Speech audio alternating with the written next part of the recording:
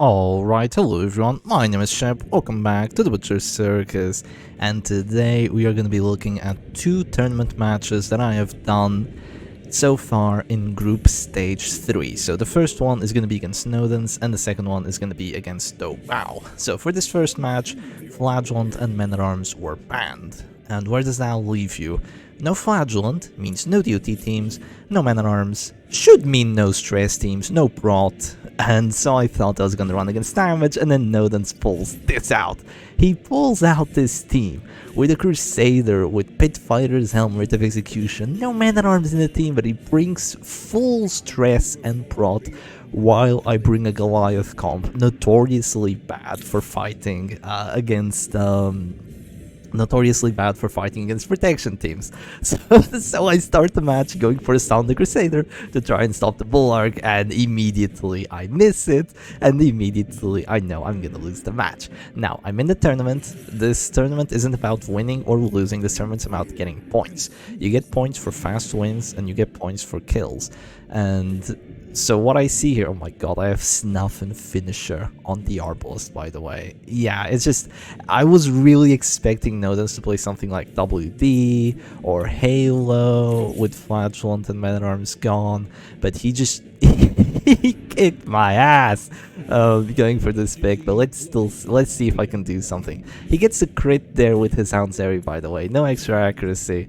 So yeah, that's the first crit that he's getting. I'm going for a chop here. I don't even roll that high. Even with Revenge going first, I roll for half the Abomination's HP. He's already transformed. Now he's gonna keep being annoying. It's just, it looks very, very rough for me here. He's gonna go for the V-Spile. He gets another crit, and he hits my Jester, and he gets the Blight on both of them, despite the fact that he has Classed Beast, which is even more protection on that guy. I also have a Bulwark of Light myself, because I expected going against the damage team, and it's just, oh man, it's disastrous. Nodens here just clicks the Crusader, and here, my Jester is already freaking dead. I have to heal him, or he drops to this door. I have to get a finale here somehow. I have to like get a kill back, maybe 2 kills back. That's my win condition here. But, yeah, because of that rage for like I don't know how much that Nodens did. He's gonna go duelist advance. Of course, he got the Vendetta debuff on my Jester. It wasn't even guaranteed to hit because of the trinkets that we'll soon see on his Hireman. And yeah, here I just go for the solo. Because, you know, I was hoping like, oh, maybe against the WD I can go solo and I can guarantee a kill. He goes immediately for the Houndsary. Finally, I get a dodge. I get some good RNG my way, but he gets a bleed again on my Crusader. My Crusader just being DOT'd out to absolute nonsense. Here I have to save my Jester. I'm praying that his 35 dodge can actually do something for me and that I dodge this Crusader's Zealous Accusation. But instead, he rolls for 13 and 13! That's 2 max rolls. That Zealous Accusation rolls for 8 to 13, and my Leper has Revenge and the Prod countering each other. I roll for a 14 back on that Abomination. It's not even a Death's Door! I roll so low! My Chop does less damage. There isn't even... It does way less damage than that Zealous. There isn't even a Bellow. He goes for a Grapeshot Blast here. My Leper is already going Afflicted. That's 1 abusive, which is how I felt during the match. And I dropped to Death's Door, but it is fine for me. I wondered why Nodens didn't go for the guard there on the Abomination. That would have been the better play, but he just wanted to go faster. He told me after the match, he just wanted to go faster. He wanted to go for kills faster, so he decided against it. I get another abusive. Now he's gonna go for yet another Houndsary, as you can probably imagine. I don't have any way of stopping it. Gets the bleed on everyone again, including my Crusader. I have a virtue chance here to maybe give myself some hope. Nope. I get another abusive. That's 3 abusives in 1 freaking match. I'm gonna go for another stun, and I'm doing 4 damage here while I'm dying. Like, this isn't working, Shep. This isn't working. This is not working. And it's just, he's gonna go Grapeshot Blast here, hits everyone, rolls pretty high, and look at my team, it's round 4. What have I done that was so horrible to deserve such destruction? But this is just what Nodens' team, which I don't even know the name of. He told me the name. I'll tell you after this match when we go into the second match, because I'll read the DM and remember it. But he spins a wheel to get his teams. He didn't even think about this counter pick. He spun the wheel, and it landed on his team that just happened to perfectly counter mine. It's insane, absolutely insane. I get the 4th abusive, which is how I felt. And I shoot the Crusader, ensuring that he's gonna drop to the star after this. And here I'm thinking, okay, either I get a kill back or I try and stall Nodens out for as long as possible with like Solemnity, healing, just trying to do something here. That's a lot of stress on my team, by the way. Another crit, Harry. It's just, there's no command buffs. There's no command buffs. Instead of going for the stalling strategy, I just think, you know what, screw it, I'm not gonna stall, that's gonna be cringe. Let's just go at it, see if I can maybe get 1 kill back. I was thinking, maybe a crit chop here into a stunning blow, into like a Dirk stab could actually get the kill on the Crusader, but unfortunately, even though my leper is abusive, he continues to refuse to crit, which is really sad. But yeah, he continues to refuse to crit. Also, I have finisher on my Arbalest, so that would be nice. Yeah, here he goes Zealous, and that's my leper and my Crusader gone. I should have gone for the stun rather than the heal. At this point, I was in complete meltdown mode. Let's be honest. The leper is gone without a single Solemnity. It's round 5. My entire team is gone except for this Arbalest, because that Crusader, every time he got a chance to act, he just went absolutely insane. Here I just decided to go for the quarrel, because now I'm like, okay, I'm not getting a kill. Let's deny points. Let's deny points. Stop coping, Chef. Stop freaking coping. Let's move back here so I can't get hit with the duelist advance. And then next turn, I'm gonna try to heal. Maybe I can still save myself here for like another 2-3 turns if I'm quite lucky. Yeah, it needs some RNG. Needs some RNG. I dropped to this door. I'm gonna go for the heal. I'm abusive, so there's no bad act out. So yeah, we dropped the heal, but I mean, you can already imagine that like a duelist advance on the corpse is coming. Or it doesn't even have to be that. He just goes for a grape shot, gets a crit, which allows him to go for a Harry, which will kill the corpse, which allows him to go for a Zealous, giving Nodens a round 6 slaughter against me. Just a slaughter, another high roll, and I am gone. I am gone. That's the end of this match, and let's go for match number 2. Alright, straight into match number 2, I just figured out that this team's name is called the Dapple King. So in match number 2, I went against Doubao. She bans Arbalest, and okay, I wasn't gonna spoil who banned what, but well, I guess there we go. She banned Arbalest, I banned Men-at-Arms, and here's the thing, I banned Men-at-Arms again, hoping that she would play this team. Because she loves her oppressive vessel, she loves that kind of stuff, and here I have to actually stop and like move back a little bit, because there's a lot to discuss here. She usually plays the oppressive vessel, and I thought, okay, how can I ban to make her play oppressive vessel, but without making it so I can't beat the oppressive vessel? And I thought, okay, what if I ban Men-at-Arms to really pick it out, because Bellows what destroys oppressive vessel. But then what team can I make? And I was looking at some previous matches and I was like, wait, what about Nodens' team? If you can't beat him, join him. And I played Nodens' exact setup for this match. First time ever playing this team, by the way. Only having watched Nodens play it once. So that's how it begins. I go second, unfortunately, which means that I can't drop the Bulwark of Light. Now here, Doubao, instead of trying to stun my Crusader, she actually stuns my Abomination, because she's worried that I'm gonna go for a transform. Me having that Wretch's Cloak, I'm gonna go for a transform, I'm gonna slam her Crusader, and then she's not gonna be able to focus my Abomination down, because then she'll have the Holy Lance, and my Abomination will be in 1, it's gonna be annoying for her. And, you know, the horror would do very bad things here for the oppressive vessel. This is the kind of team that just focuses a character down first. Then she wants to focus this Abomination down. But because of that, her duelist advance is doing 6 damage, because I get that Bulwark off, which feels very, very good for me. So yeah, Nodens' Dapple King team has a Higher Man in position 4 with the... what do you call it? Dude, I have to learn these off-meta trinket names.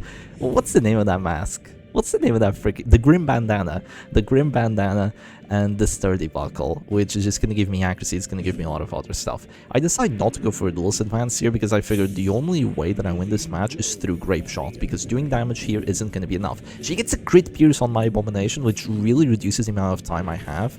before the Abomination dies, so I want to be doing pressure with everyone else to be in a good position when this match becomes a 3v4. And just doing damage is not going to be enough. I have to get afflictions, I have to get kills, because Oppressive Vestal has 2 healers in the team. It's going to be rough. It's going to be rough. She has Eerie Eye here, which doesn't really benefit her too much on that Vestal. But yeah, it goes for the Soulmite Crusader, so I'm not going to be getting those big Zealous off just yet. Here, because of my 30 prot, she actually has to go Smite on my Abomination, so is unable to roll for a high damage stun, and she actually has Eagle Eye and Smite on the Crusader, which I find pretty cool. And yeah, here I just heal myself. There were 2 choices here. Either I transform and go for like a slam or whatever, or I roll for a heal. It's either going to be 13 or it's going to be a 26, and I thought, you know what, if it's a 26, I might win the match on the spot. If it's a 13, it's going to be a bit rough, but at least I delay a little bit. So yeah, here my opponent immediately goes for the Vendetta, which is the right move. She's going for the right move because I want to go Harry after this. I want to go Duelist Advance and Grape Shot after this. And yeah, I go Duelist Advance. There's no dodge on that Shield Breaker. She's already taking some bleed. So with this, I might force my opponent to start healing. And if they're healing, they're not attacking me. So I could have gone for the Crusader, I could have gone for the Shield Breaker, I could have gone for the Highman. Highman gets me reposted back. I don't have infinite HP. I don't want that. Crusader, the damage is insignificant. We're gonna get to a point in the match where he's still gonna have like 10 HP and I'm gonna lose anyway. It's not gonna make a difference because there's heals. But the Shield Breaker though, if I manage to hit her with a hit for 2 here, then I have enough bleed on her that she's actually dropping to Death's Door here, and she's gonna have less damage, and she's gonna have to go Sway, that kind of stuff. So she goes for a Pierce. It min-rolls, I think, because it rolls for 8 to 13. Or, no, it rolls for 8 to 14, which is about the same as a Zealous, but it hits 1 target and doesn't stress. Crazy, right? Yeah, absolutely crazy. She was hoping to do enough damage again to bring my A-bomb down to 0, but he's stunned. I'm still not having a good time here. But now she has to go for the Serpent Sway. My opponent still goes for her, so yeah, now she has the Sway. So I'm not going to get like a 25% death blow and win the match off of that. Here I am in a weird spot because I want to keep my Crusader turn for healing, maybe. I can't really get stunned at the moment. It's a 50-50 and a 60 because she only has 1 stun trigger on each of her characters. So I just think, you know what, there's no follow-up on my doggy here. Even if I get crit reposted, there's no follow-up. I get a hit on that Shield Breaker most likely. I'll get rid of 1 Aegis, I'll do some stress, it's gonna feel good. Even if there's a crit repost, they've lost their Shield Breaker, so they're not gonna hit me. It's not gonna be a Vendetta death blow, nothing of the like. So I just do that. My doggy is at 0, my Abomination's at 0, and now it looks really rough because do I heal? The problem here is that if I heal, they go Holy Lands, I drop back to their store. Not ideal. If I don't heal, the Holy Lance might get a kill, and then they keep their Highman turn for other things. So I decide not to heal, I just go for a Grape Shot Blast instead. And why do I do this? Grape Shot Blast brings the Shield Breaker to Death's Door because it gets rid of her final block, and now my Zealous with the Rite of Execution from yesterday's video might just get the death blow. Yeah, you see me clicking him. Might just get the death blow here, and unfortunately she has 25 dodge now, and my opponent gets the crit heal, but Zealous can still roll for 12. The problem is, because of the Fearful, she actually gets dodge, so even though she has the Vendetta debuff, I miss, which feels really, really sad here. Thankfully, I hit the Highman back for quite a lot, and he goes Rational, which is really good. I would have preferred the Fearful, but I'm very happy with the Rational on the Highman. He drops to Death's Door. But unfortunately, that Vestal, having had a crit Dazzling Light the previous turn, now she heals for a lot harder and brings that Highman back to full HP with a 12% crit heal. She's gonna go for the 70% death blow, but she doesn't get it. And that, my friends, is why Oppressive Vestal feels horrible to play. Even more horrible to play. Not only is my Abomination not dead, I go for the Absolution and I get 26 HP. Here I just let out a massive yes! Because in the previous round, I had only gotten in the previous match I'd only gotten 1 point. 1 point is 1 point more than 0, but it's still horrible, and I need to get points if I want to make it to the next group stage. My group is by far the hardest in this stage, because the other group had a person disqualified, and my group has 2 Chinese opponents, a previous tournament champion, Nodens, who beats me every time, and Rat, who plays Chef Stress and WD. So he knows my game, he watches my videos. My group is terrifying, and 1 point in the first match, very bad, but after getting that crit Absolution there, it just makes me feel like, okay, I should be winning this match. Do not mess it up, Shepherd Doggy. I go for Duelist Advance here on the Shieldbreaker. Bring her back down to 0 HP immediately, force another Serpent Sway out, don't give him a 25. She decides to go for the 25, but yeah, because I go second, she can still go for the 25, and now she can go for the heal. So well played by Doubao out there. Unfortunately, going second, once again, proving itself to be quite annoying here. They go for an Act Out Open Vein, which is another huge grace for me, because not only does it drop the Repulse, it doesn't go for the killing blow, and lets me regen out of this store to go for a double crit Hound's Harry. How unlucky is Doubao right now? How unlucky. In the last match she did from the previous group against Colorless, which I covered, she got insanely good RNG. Insanely good RNG. She should not have won that match, but she did. She played it well. No, don't get me wrong. She played it well, but she got insanely good RNG. But it comes back to bite her now. Has to goes for a Pierce here, just being at this point probably being like, okay, I'm gonna lose. Let's try to get some points. And that's kind of how it feels in this tournament. In some matches, you're playing more for the points than for the win, and that's actually good, because you can be in a bad spot and you can still have some prospects to maybe get something out of this match that allows you to qualify to the next stage. So here I just decided to go for a heal, seeing that 25 dodge and 15 dodge on the opponent's side, and just being like, you know what, there's afflictions, let's let the afflictions work, make it take a while, let's let my Bulwark of Light work, the stun only does 5 damage, so I'm still out of this store. And here's when Nodens' setup really fails me. Oh, 6-7 stress, nice. Here's when it really fails me, because the Grapeshot Blast has 90 accuracy with the Vendetta. 90 accuracy sucks, and that's with a Vendetta. Grapeshot Blast needs a buff. It needs a buff, let's be honest here. They go for a stun, so they can actually still go for the kill, which, fair enough.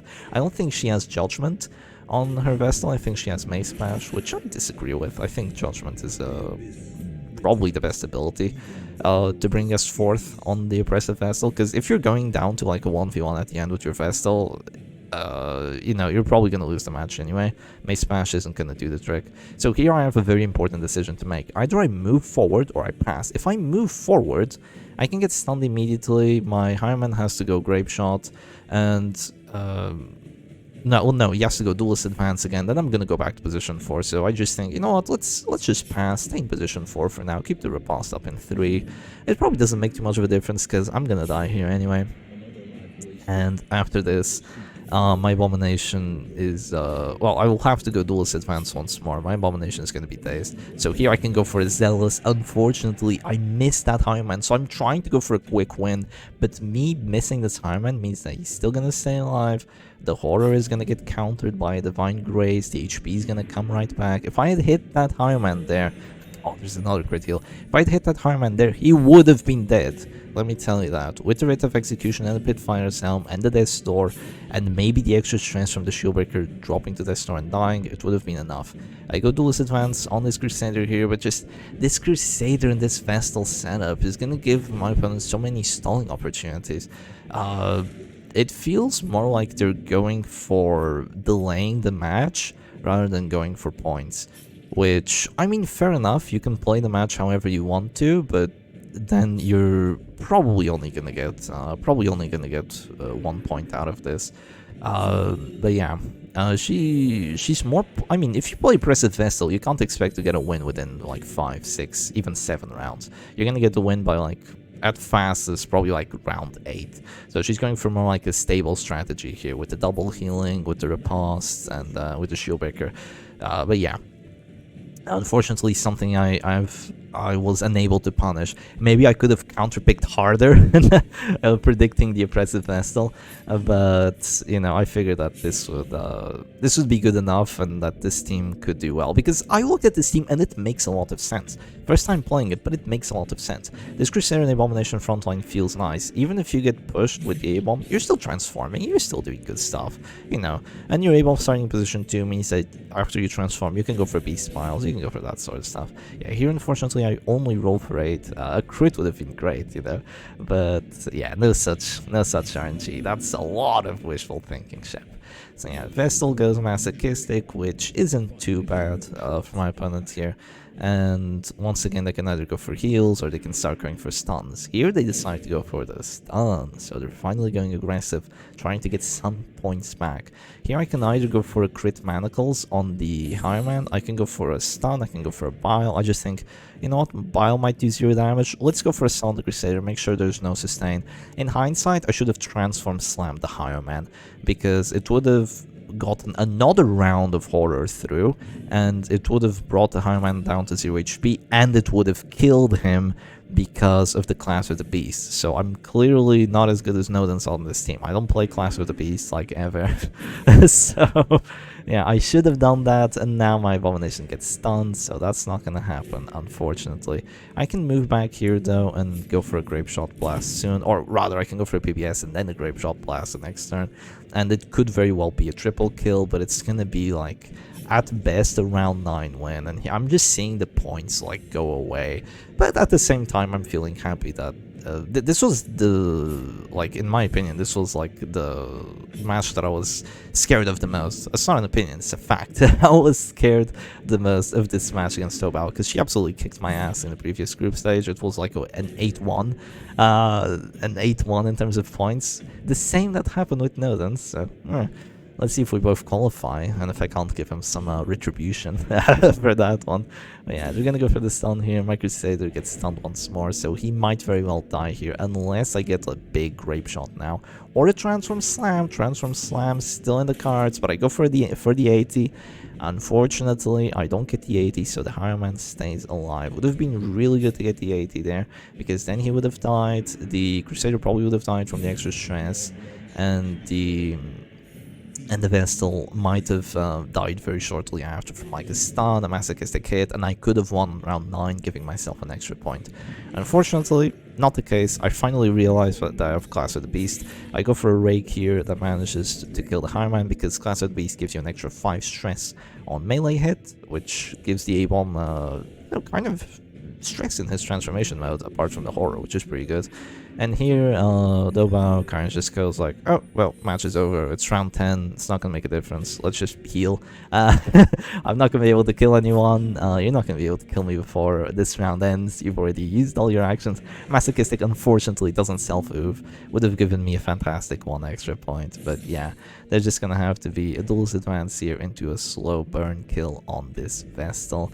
But a crazy match and a win for the Dapple King team, even though it was my first time playing it. But scariest match in this group is out of the way.